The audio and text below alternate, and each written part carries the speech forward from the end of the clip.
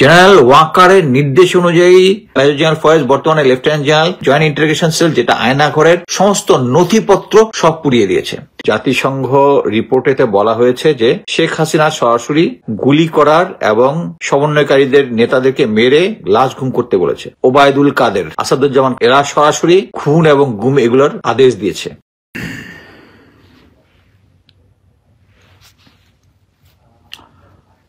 আসসালামু আলাইকুম। সরি, আমি একটু অসুস্থ ছিলাম, তাই একটু দেরিতে আসলাম। গতকালটা অ্যাকচুয়ালি ঘটনাবহুল ছিল। আমি হয়তো অসুস্থ থাকলে এর মধ্যে বেশ কয়েকবার আসতাম, তাই তো এত কিছুর পরেও মানে আপনারা যারা আয়নাঘরটা দেখেছেন, আমার আয়নাঘর সম্বন্ধে ধারণা কিছুটা ছিল আপনাদের মতোই। যেহেতু হাসিন স্যার যখন প্রথম নেত্র নিউজে জিনিসটা বলেছিল, আমার ধারণা ছিল। তারপরে আমি এটা জানতাম যে অ্যাকচুয়ালি আয়নাঘরের এগুলো এই গোয়েন্দা সংস্থারা 6 মাসের মতো সময় পেয়েছে এগুলো সব ঢেকে ঢুকে ফেলার। আপনারা অ্যাকচুয়ালি আয়নাঘর এখন যেটা দেখেছেন সেটা হচ্ছে 6 মাস এটার মধ্যে বিভিন্ন কারিগরি করে বিভিন্ন জায়গায় ভেঙে ফেলে, বিভিন্ন জায়গায় নতুনভাবে প্লাস্টার করে বিভিন্ন জায়গা ক্লিন করার পরে আপনারা দেখেছেন। এতেই আপনারা কত মন খারাপ করেছেন। অতএব অরিজিনাল আয়নাঘরটা থাকলে হয়তোবা আমরা আরো স্কেয়ার্ড হতাম। অ্যাকচুয়ালি আমি নিজে আমার ওয়ালে একটা হাদিস শেয়ার করেছি। আমি নিজে অ্যাকচুয়ালি ভয় পেয়ে গেছি যে আসলে কিন্তু আমরা সবাই যারা সেনাবাহিনীতে ছিলাম তারা সবাই জালিমদের একজন ছিলাম। সেই ইয়াটা দেখে নিয়েন, হাদিসটা দেখে নিয়েন। জালিমের সহযোগীও না, সরাসরি জালিম ছিলাম। এটা আমাদের মধ্যে যদি উপলব্ধিটা হয়, বাট আমি নিজেই আয়নাঘরে এগুলো দেখে অ্যাকচুয়ালি ভয় পেয়েছি কিছুটা, যে আমাদের লোকজন, আমার সাথীওয়ালা ভাই যারা আমার সাথে একসাথে চাকরি করেছে, যারা ডিজিএফআইতে সিটিআইবিতে গিয়েছে বা র্যাবে গিয়েছে, তারা এই ধরনের কাজ করেছে।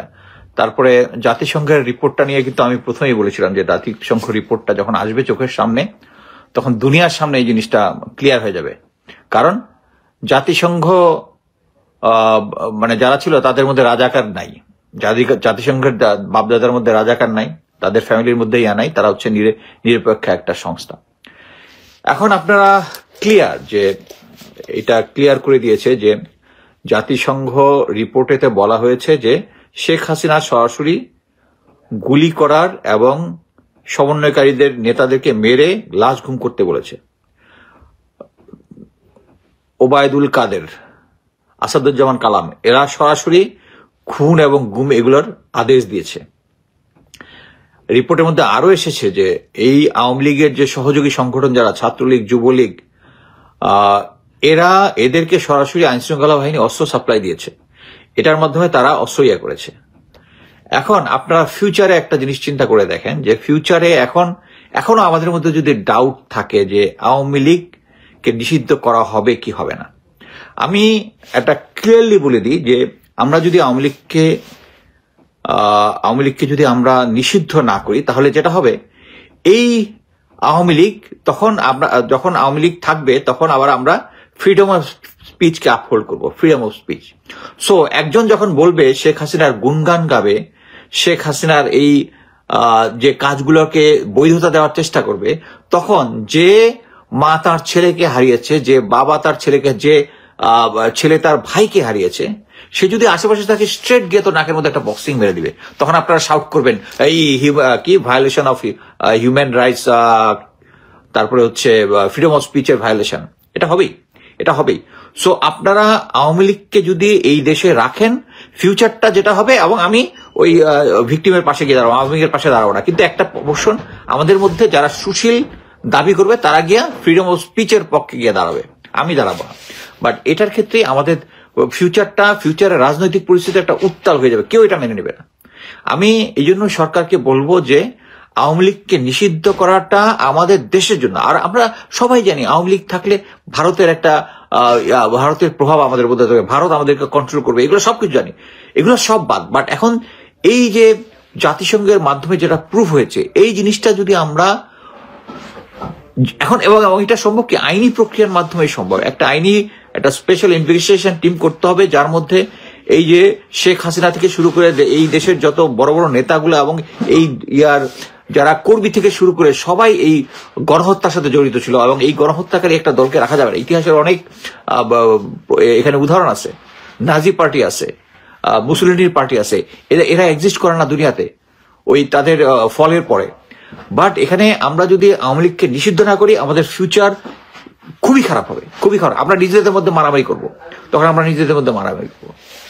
এখন আসি আমাদের এই আয়নাঘর নিয়ে। প্রথম হচ্ছে আয়নাঘরটা, আমি আগেই কয়েকবার আমার শোতে বলেছিলাম যে আয়নাঘরের যে বেসিক্যালি বড় আয়নাঘর যেটা ছিল, ডক্টর ইউনূস ঠিকই বলেছেন যে এটা 700 থেকে 800 মতো আয়নাঘর আছে সারা জুড়ে। ওনারা মাত্র 3টা দেখেছেন। এর মধ্যে প্রধানটা হচ্ছে জয়েন্ট ইন্টারকন্ডিশন সেল, যেটা হচ্ছে কচুক্ষেতে, এবং সেটার যত নথিপত্র আছে, যত নথি আছে, যত ভিতরে যে কনস্ট্রাকশন আছে, সবগুলো করেছে কে? এখন আমরা সবাই 2009 থেকে যত ডিজিএফআই আছে, ডিজিএফআই ছুঁয়ে করি, বাট এটা লেফটেন্যান্ট জেনারেল ফয়েজেরটা দিতে হবে। Lieutenant general Faiz is the man, যে আমি একদম ইনসাইড স্টোরি বলতেছি, ফ্রম হর্সেস মাউথ। জেনারেল ওয়াকারের নির্দেশ অনুযায়ী মেজর জেনারেল ফয়েজ, বর্তমানে লেফটেন্যান্ট জেনারেল, এই যে জয়েন্ট ইন্টারোগেশন সেল, যেটা আয়নাঘরের সমস্ত নথিপত্র সব পুড়িয়ে দিয়েছে এবং ওই জায়গাটা পুরো রিমডেল করেছে, এবং আপনারা যেটা দেখেছেন সেটা হচ্ছে রিমডেল। আরেকটা জিনিস হচ্ছে, আমি খুব অবাক হয়েছি যে আয়নাঘরকে আমরা চিনেছি যার মাধ্যমে, লেফটেন্যান্ট কর্নেল হাসিন স্যার। এবং আপনারা যদি মনে থাকেন 5ই আগস্ট এই বিপ্লবের পরে brigadier general Hasan Nasir sir, Hasin sir এবং পুরা ভিকটিম ফ্যামিলি নিয়ে তারা পেভমেন্টের উপরে ফিজিক্যালি মানে বসে আন্দোলন করে জেনারেল কি বলে আজমি স্যার সহ অন্যান্য যারা গুম খুনে যারা আয়নাঘরে ছিল তাদেরকে ওনারা রক্ষা করেছেন। অথচ কালকে যে আয়নাঘর পরিদর্শন হলো, তাদের দুজনের কাউকে ডাকা হয়নি। কেন জানেন? আমি অ্যাকচুয়ালি এই মানে আজকে আরো আগে আসতাম, এই জিনিসটা ইনভেস্টিগেট করতে দেরি হয়ে গেল। সেটা হচ্ছে because of general Waker, clear, loud and clear, because of general Waker. General Waker প্রথমে, যেহেতু আমরা যে সমস্ত অফিসাররা, আমাদের সেনাবাহিনী, নৌ বিমান বাহিনীর যে সমস্ত অফিসাররা ভিকটিম হয়েছিলাম গত আওয়ামী রেজিমে, তাদের পক্ষে হাসান নাসির স্যার কথা বলছে, এবং হাসান নাসির স্যারের সাথে উনি বসবেন না। হাসান নাসির স্যার যেহেতু, কারণ কি, সবাইকে কম্প্রোমাইজ করতে পারবে, উনাকে তো কম্প্রোমাইজ করাইতে পারবেন না। এরপরে গেল হচ্ছে হাসিন স্যার। এখন গুম খুনের মধ্যে সবচেয়ে আমি অবাক হয়েছি যে অ্যাকচুয়ালি গুম খুন কমিশন অ্যাকচুয়ালি আমার সাথে যোগাযোগ করেছিল, আমার সাথে কথা বলবে। কথা বলে তার কিছুদিন পরে দেখলাম যে বলবে যে না, এখনো না, কয়েকদিন পরে একটা ইন্টারভিউ, তারপরে বলবে। তারপরে দেখে আমি নাই। আমার কাছে যেটা মনে হচ্ছে যে আমরা যারাই জেনারেল ওয়াকারের বিরুদ্ধে কথা বলছি, তারাই কেন জানি বাদ হয়ে যাচ্ছে আস্তে আস্তে। ওই হাসিন স্যার কিন্তু এতদিন করে নাই। হাসিন স্যার এই লাস্ট আজকে গতকালকে প্রথম দেখলাম ইলিয়াস হোসেনের এসে আর হাসান নাসির স্যার কথা বলছে। এবং এই সব কিছুর পিছনে আপনারা যারা হিরো বলতেছেন, একটা জিনিস মনে রাখবেন যে এই 5 তারিখে আগ পর্যন্ত যারা এই জালিম গভর্নমেন্টের পক্ষে গুলি করেছে, আপনাদের ওয়াকার হচ্ছে তাদের মধ্যে একজন। সে একটা ভালো কাজ করেছে, মাফ করে দিয়েছেন, তার মানে এই না যে এখন পর্যন্ত এই আয়নাঘরের জন্য যতজন অফিসার দায়ী, তাদেরকে এখনো উনি ক্যান্টনমেন্টের ভিতরে রেখে দিয়েছেন, এবং উনি নেগোশিয়েট করার চেষ্টা করতেছেন যে তাদেরকে যেন সেনা আইনে বিচার করা যায়। How ridiculous it is. এবং স্টিল উনি চেষ্টা করতেছেন এই ফ্যাসিস্টকে আনার জন্য। আমার ধারণা যে এখন পর্যন্ত আপনারা যেভাবে 32 নম্বরটা ধুলোয় মিশিয়ে দিয়েছিলেন, হ্যাঁ, ওই একটা সময় আসার আগ পর্যন্ত কোনো প্রেশার ছাড়া জেনারেল ওয়াকার কাজ করতেছে না। এই যে দেখেন, ফার্স্টে আয়নাঘর তো পরিশ্রম করতে উনি দিতেই চাচ্ছিলেন না, তারপরে কি নেত্র নিউজ তাসিম ভাই একটা সুন্দর রিপোর্ট করেছেন, এখন তারপরে দিয়েছেন। মানে প্রেশার না হওয়ার আগ পর্যন্ত উনি কিছুই করতেছেন না। সো আমি প্রফেসর ইউনূস স্যারকে বলবো, আপনি যতই কাজ করেন, আপনি যদি জেনারেল ওয়াকারকে না সহাইতে পারেন, আপনাদের সমস্ত জায়গায় কিন্তু কম্প্রোমাইজড। যেহেতু তারা এখনো, আপনারা তাকে মনে করতেছেন যে একটা মাইটি, আর পুরো সেনাবাহিনী জেনারেল ওয়াকারের সাথে নাই। গ্যারান্টি, আই গিভ গ্যারান্টি, পুরা সেনাবাহিনী জেনারেল ওয়াকার এগেনস্টে নাই। এই যে সমস্ত গুম খুনের দেখে জুনিয়র লেভেলের ইয়ারা লজ্জায় মরে যাচ্ছে তারা। আমি আজকে কয়েকজন রিটায়ার্ড অফিসারের দিয়েছি যে দে আর অ্যাশেমড দ্যাট এই সেনাবাহিনীতে আমি চাকরি করেছি। দে আর অ্যাশেমড অফ, যারা সার্ভিং অফিসার আছে তারা এখন অ্যাশেম তাদের সিনিয়র লিডারশিপের জন্য, এবং তাদের জন্যই আজকে সেনাবাহিনীর এই অবস্থা। সো আমি জেনারেল প্রফেসর ইউনূসকে বলবো, আপনি জেনারেল ওয়াকারকে সরান। আপনি বলতে পারেন যে এরপরে যে আসবে সেই হয়তোবা সেই আওয়ামী লীগ আমলের জেনারেল হবে, বাট তারপরেও এটাতে একটা মেসেজ যাবে, জেনারেল ওয়াকারকে সরানোর পরে যে নেক্সট যে আসবে সে ঠিক মতো কাজ করবে, সে আপনি যেটা বলবেন আপনার ইয়ে করবে। এখন তো আপনার কোনো কন্ট্রোল নাই, সিম্পলি আপনার কোনো কন্ট্রোল নাই, আপনার গোয়েন্দা সংস্থাগুলোর উপর কোনো কন্ট্রোল নাই, এখনো তারা ইয়ে করতেছে। এখনো আমি আজকে দেখলাম যে প্রথম আলো ইংলিশে বলতেছে যে জাতিসংঘ নাকি বলেছে যে ইন্টিম গভর্নমেন্টের সময়ও হিউম্যান রাইটস ভায়োলেশন হয়েছে।